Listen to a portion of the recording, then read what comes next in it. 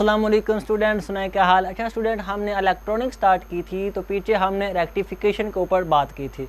हमने कहा था कि रेक्टिफिकेशन ऐसा प्रोसेस है जिसमें हम एसी वेव फॉर्म को कन्वर्ट कर देते हैं किसमें, डीसी वेव फॉर्म में। तो ऐसा प्रोसेस जिसमें हम एसी वेव फॉर्म को कन्वर्ट कर दें डीसी वेव फॉर्म में, तो उस प्रोसेस को हम रेक्टिफिकेशन कहते हैं। एसी वेव फॉर्म हमारे पास क्या होगी, जो कि अल्टरनेटिंग करंट होगा। एसी अल्टरनेटिंग करंट, चेंज होने वाला करंट, जो अपनी डायरेक्शन को हर 180 के फेज़ के बाद चेंज करता है। और जो डायरेक्ट करंट होगा, डीसी करंट होगा, इसकी डायरेक्शन सेम रहती है। और हमारे पास प्रोसेस जिसमें एसी कन्वर्ट हो जाए डीसी में, अल्टरनेटिंग करंट बदल जाए डायरेक्ट करंट में, तो उस प्रोसेस को हमने रेक्टिफिकेशन का नाम दिया था।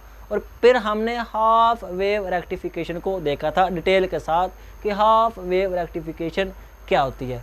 तो आज हम बात करेंगे फुल वेव रेक्टिफिकेशन। रेक्टिफिकेशन तो स्टूडेंट वही होगी, एसी को हम कन्वर्ट कर देंगे किसमें, डीसी में। और फुल वेव का क्या होगा कि जो सारा का सारा एसी है वो कन्वर्ट हो जाएगा डीसी में। हाफ वेव में क्या था कि हाफ साइकिल कन्वर्ट होता था, हाफ नहीं होता था। फुल वेव में क्या होगा कि सारे का सारा एसी कन्वर्ट हो जाएगा डीसी में। जो हमारे पास दोनों फेज़ है, 180 का भी और 180 से नेक्स्ट 360 का भी, वो दोनों फेज़ ऐसे है ना स्टूडेंट, ऐसे ये 180 ये वाला भी और 182 जो 270 से 360 वाला, ये दोनों फेज़ हमारे पास कन्वर्ट हो जाएंगे किसमें, डीसी वेव फॉर्म में। तो ये फुल वेव रेक्टिफिकेशन का मतलब होता है कि जिसमें कंप्लीट वेव फॉर्म कन्वर्ट हो जाए डीसी में। तो ये हमारे पास होता है फुल वेव रेक्टिफिकेशन। तो चलिए हम इसको लिख लेते हैं स्टूडेंट।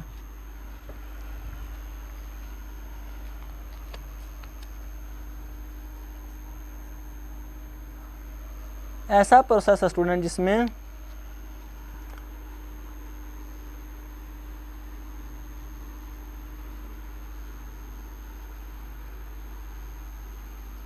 जिसमें हम क्या करते हैं, फुल वेव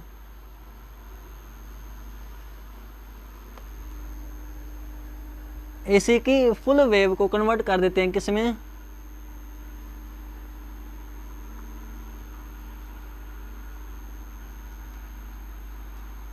तो इस प्रोसेस को हम क्या कहते हैं, फुल वेव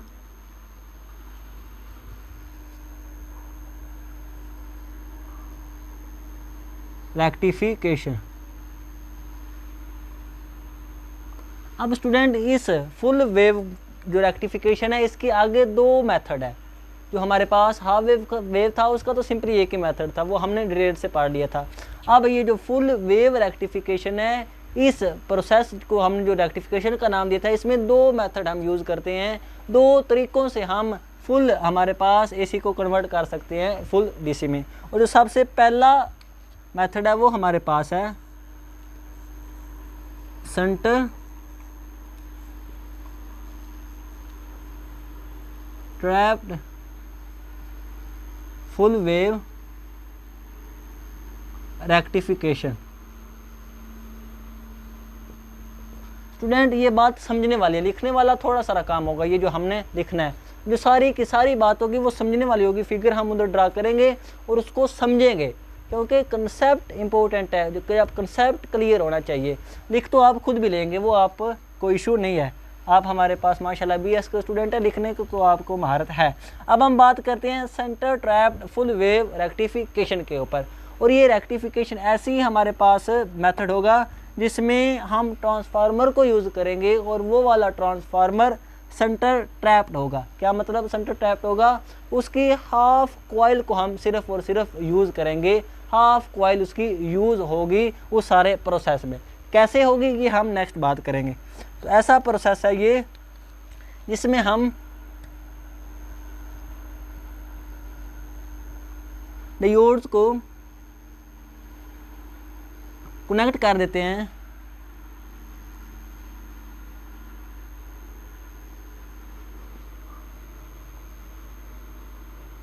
ट्रांसफार्मर के साथ,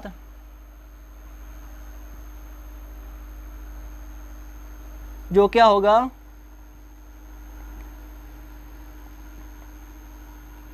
जो हमारे पास सेंटर ट्रैप्ड होगा।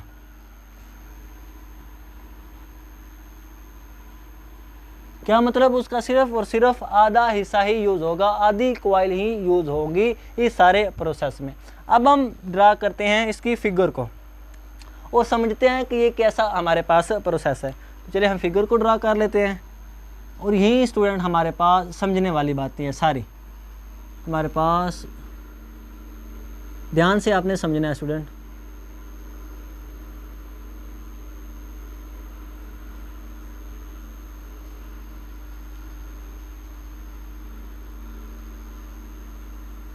ये स्टूडेंट हमारे पास ट्रांसफार्मर की सिंबल है, ये प्राइमरी कॉइल है और ये हमारे पास क्या है, सेकेंडरी कॉइल है। ऐसे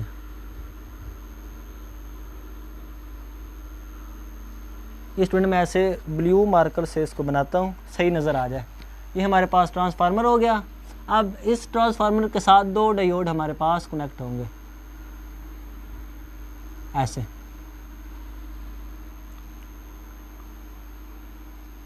दो डायोड को हम ऐसे कनेक्ट कर देते हैं ऐसे।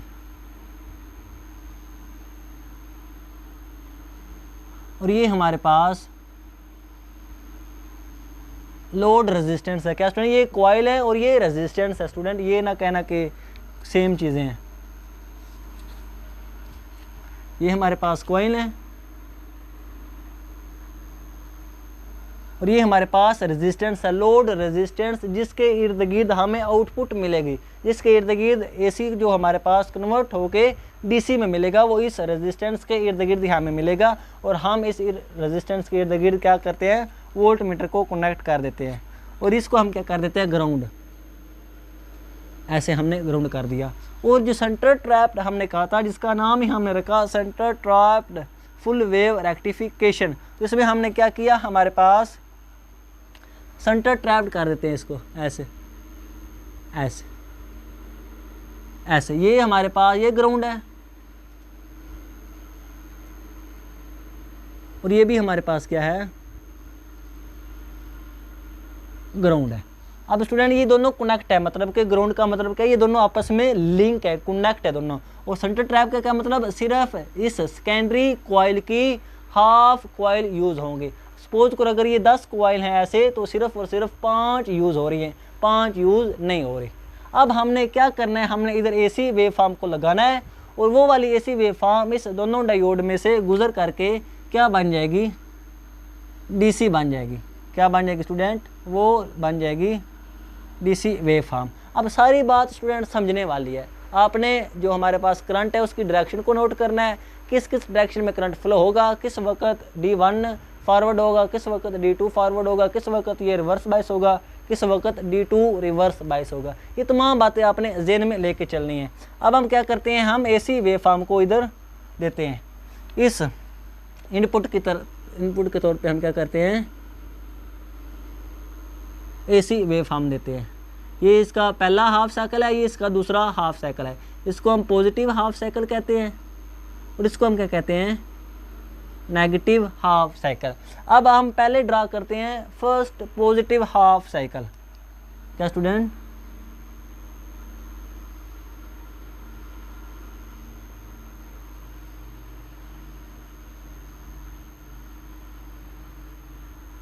अब बात स्टूडेंट आपने समझनी है कि पहले पॉजिटिव हाफ साइकिल में क्या होगा।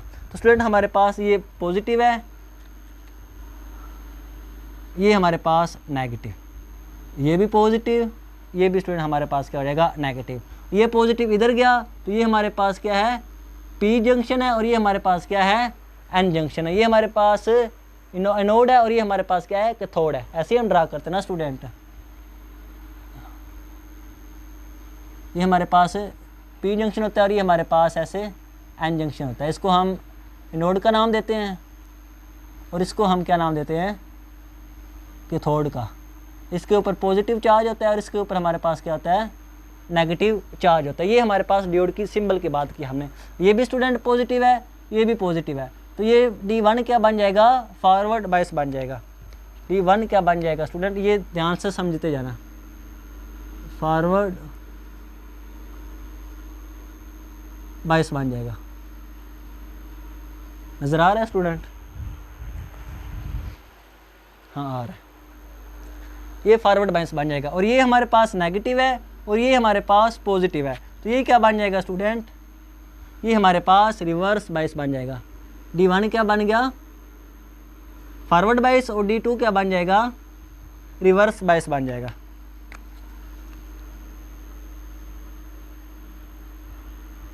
रिवर्स बायस बन गया। अब हमने देखना है नेक्स्ट करंट की डायरेक्शन को। पहली बात तो इतनी समझ आ गई कि D1 क्या बन गया, फॉरवर्ड बायस, D2 क्या बन गया, रिवर्स बायस। अब दूसरी बात क्या है कि करंट किस में फ्लो करेगा, D1 में। जारी बात है, जो हमारे पास D2 क्या है, ये हमारे पास ऐसे समझो कि इधर कुछ है ही नहीं है, ये हमारे पास ओपन स्विच की तरह काम करेगा। D2 जो रिवर्स बायस होगा ये क्या करेगा, D2 ओपन स्विच की तरह काम करेगा। और D1 क्या हमारे पास क्लोज स्विच की तरह काम करेगा। क्योंकि पीछे हमने मॉडल पढ़े थे, उसमें हमने यही कहा था कि जब भी फॉरवर्ड बायस होगा तो उस वक्त डायोड बिहेव करेगा एज अ क्लोज स्विच, और रिवर्स बायस में क्या करेगा, वो ओपन स्विच की तरह बिहेव करेगा। समझो इधर है कुछ नहीं।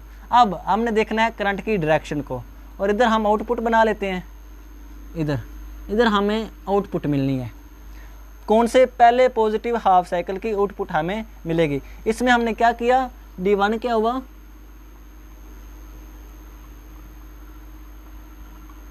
फॉरवर्ड बायस, और D2 क्या है हमारे पास student, reverse bias. D1 forward bias, D2 क्या हो गया, रिवर्स बायस हो गया। अब हमने करंट को ड्रा करना है, तो स्टूडेंट हमारे पास क्या होगा, करंट इधर आएगा, इधर ऐसे करंट फ्लो करेगा, ऐसे। ये हमारे पास क्लोज स्विच है, इधर आया, इधर आया। अब स्टूडेंट ये तो आगे, इधर तो आ ही नहीं सकता। क्यों नहीं आ सकता, क्योंकि ये ओपन स्विच है। अब करंट क्या करेगा, इस डायरेक्शन में फ्लो करेगा, ऐसे ऐसे इस लोड में से फ्लो करेगा, ऐसे ग्राउंड तक पहुंचेगा, और ग्राउंड के साथ ये वाला क्या स्टूडेंट है, कनेक्ट है। तो क्या होगा, दोबारा ऊपर जाएगा, इधर जाएगा, और क्या आ जाएगा, दोबारा ये अपना साइकिल कंप्लीट करेगा। करंट कौन सा, इधर से चला, D1 से गुजरा, लोड से गुजरा, लोड से गुजर के ग्राउंड, ग्राउंड से दोबारा ऊपर गया, और ये हमारे पास इधर दोबारा पहुंच गया। तो देखो स्टूडेंट, आधी कॉइल यूज हुई है। क्या हुआ है, आधी कॉइल, इस सेकेंडरी कॉइल जो है हमारे पास, उसकी आधी कॉइल्स यूज हुई हैं। हमने इसीलिए तो इसको कहा था कि सेंटर ट्रैप्ड है। सेंटर ट्रैप्ड ऐसा है कि सेंटर में से ट्रैप होता है, और उसकी सिर्फ और सिर्फ आधी कॉइल सारे प्रोसेस में यूज हो रही होती है, इसलिए हमने इसको सेंटर ट्रैप्ड का नाम दिया। तो सेकेंडरी की क्या हुआ, हमारे पास सिर्फ और सिर्फ इतनी कॉइल हमने यूज़ की इस सारे प्रोसेस में, क्योंकि इसमें से हमारे पास करंट फ्लो करता है। तो क्या हमें मिल गया, ये करंट की डायरेक्शन मिल गई हमें, ऐसे करंट गुजर गया, ये हमें मिल गया। अब स्टूडेंट बात है नेक्स्ट समझने वाली, नेगेटिव हाफ साइकिल की। और नेगेटिव हाफ साइकिल में भी आपने करंट की डायरेक्शन के ऊपर गौर करना है, क्योंकि डायरेक्शन ही सारी चीज़ें बता रही है। अगर तो डायरेक्शन चेंज हो रही है तो वो वाली वेव फॉर्म क्या होगी, एसी वेव फॉर्म होगी। एसी का क्या मतलब है अल्टरनेटिंग करंट, चेंज होने वाला करंट, खुद की डायरेक्शन को 180 फेज के बाद चेंज करने वाला करंट। और जो करंट अपने फेज को चेंज ना करे, डायरेक्शन को चेंज ना करे, तो वो वाला करंट क्या बन जाता है, डीसी। तो सारी बात किसकी है, डायरेक्शन की बात है। तो इसलिए अब आपने नेगेटिव हाफ साइकिल में डायरेक्शन को के ऊपर गौर करना है कि क्या डायरेक्शन चेंज हो रही है करंट की, जो आउटपुट हमें लोड में से मिल रहा है, या नहीं हो रही। अगर तो डायरेक्शन सेम हुई, चेंज ना हुई, जिस तरह ये नीचे डायरेक्शन है, इसी तरह अगर हमारे पास करंट की डायरेक्शन हुई, तो क्या मतलब एसी कन्वर्ट हो गया किसमें, डीसी में। लेकिन अगर ये नीचे करंट है, ये ऊपर चला जाएगा, तो फिर क्या होगा, जो डायरेक्शन है वो रिवर्स हो जाएगी, उल्ट हो जाएगी। तो इसका मतलब है सेम कोई इफेक्ट पड़े नहीं। तो अब आपने डायरेक्शन के ऊपर ध्यान से गौर करना है। हमारे पास क्या है, नेगेटिव हाफ साइकिल।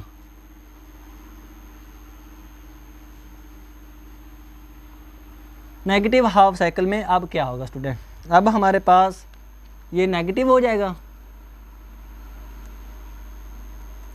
ये नेगेटिव, क्योंकि जो हमारे पास डायरेक्शन है वो रिवर्स हो गई है।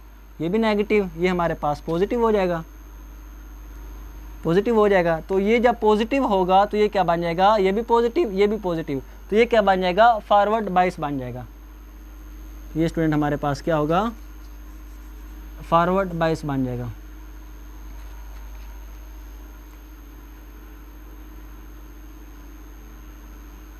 और ये हमारे पास क्या बनेगा, रिवर्स बायस बन जाएगा। ये वाला D1 क्या बन जाएगा, क्योंकि ये नेगेटिव ये पॉजिटिव, तो यही हमारे पास रिवर्स बायसिंग होती है जिसमें पोलैरिटी जो है वो चेंज हो जाती है। तो ये हमारे पास क्या बन गया, रिवर्स बायस। अब स्टूडेंट हमने डायरेक्शन को देखना है कि किस तरह करंट की डायरेक्शन सेम रहती है या चेंज हो जाती है। तो क्या इधर हमने लिख लिया D1 क्या हो गया, रिवर्स बायस। D1 क्या हो गया, रिवर्स बायस हो गया।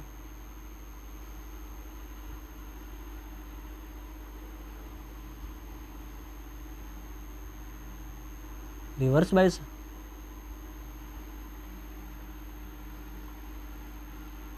और D2 क्या हो गया, वो हमारे पास फॉरवर्ड बायस होगा।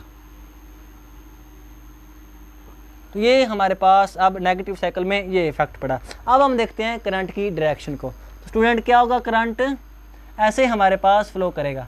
ये हमारे पास फॉरवर्ड बायस है और ये हमारे पास क्या होगा, रिवर्स बायस। अब करंट की डायरेक्शन ये हो जाएगी, पहले ये डायरेक्शन थी जो हमारे पास रेड वाली है, अब मैं ब्लू के साथ बना रहा हूँ। अब हमारे पास ये फॉरवर्ड बायस है तो ये हमारे पास क्या करेगा, क्लोज स्विच की तरह, और ये रिवर्स बायस है तो ये किसकी तरह काम करेगा, ओपन स्विच की तरह काम करेगा। तो ये करंट फ्लो होना स्टार्ट हुआ, इधर आया, इधर आया, इधर आया, इधर गया, फिर हमारे पास स्टूडेंट क्या हो गया, नीचे होगा। तो देखो दोनों की डायरेक्शन क्या होगी, सेम होगी। रेड भी नीचे की तरफ है और ब्लू भी हमारे पास क्या है, नीचे की तरफ है। अगेन इधर ग्राउंड तक पहुंचा और ग्राउंड से दोबारा हमारे पास ये ऊपर गया ऐसे, और ये ऐसे गया। अब ऊपर नहीं जाएगा स्टूडेंट, अब नीचे जाएगा, क्योंकि ये तो हमारे पास रास्ता ब्लॉक है, नीचे जाएगा ऐसे ऐसे, और दोबारा हमारे पास ऐसे अपना साइकिल को कंप्लीट करेगा। तो ये हमारे पास मेन मकसद होता है सेंटर ट्रैप का, कि हमारे पास जो करंट की डायरेक्शन है वो हमारे पास सेम रहे, क्योंकि करंट की डायरेक्शन अगर रिवर्स हो जाए तो फिर तो वो वाला जो वेव फॉर्म होगी वो AC होगी। करंट की डायरेक्शन को सेम रखने के लिए हमने सेंटर ट्रैप्ड हमारे पास प्रोसेस को यूज़ किया, जिसमें जो हमारे पास ये वाला ट्रांसफार्मर है इसकी हाफ कॉइल यूज़ हो रही है। ये स्टूडेंट दोबारा डायरेक्शन को समझ लो, इधर साइकिल कंप्लीट करना है, ऐसे गया, ऐसे गया, ऐसे गया, ऐसे नीचे आया, ऐसे गया, अब ये ग्राउंड आ गया और ये भी ग्राउंड आ गया, तो ग्राउंड से ऐसे गया, ऐसे गया, और फिर हमारे पास वहाँ से पहुँच गया, यहाँ से हमने स्टार्ट किया था। तो दोनों केसेस में क्या हुई, डायरेक्शन हमारे पास सेम हुई। तो नेगेटिव हाफ साइकिल में भी उसी तरह की वेव फॉर्म बनी जिस तरह की पहले साइकिल में वेव फॉर्म थी। तो इस तरह हमारे पास AC को हम कन्वर्ट कर सकते हैं किसमें, DC वेव फॉर्म में। अब हम बात करते हैं आउटपुट वोल्टेज की, जो हमने इस लोड रेजिस्टेंस के इर्द गिर्द ली। ये हमारे पास क्या है, R लोड है, ये लोड रेजिस्टेंस है जिसके इर्द गिर्द हमने वोल्टेज को लेना है। अब हम क्या देखते हैं, आउटपुट वोल्टेज को।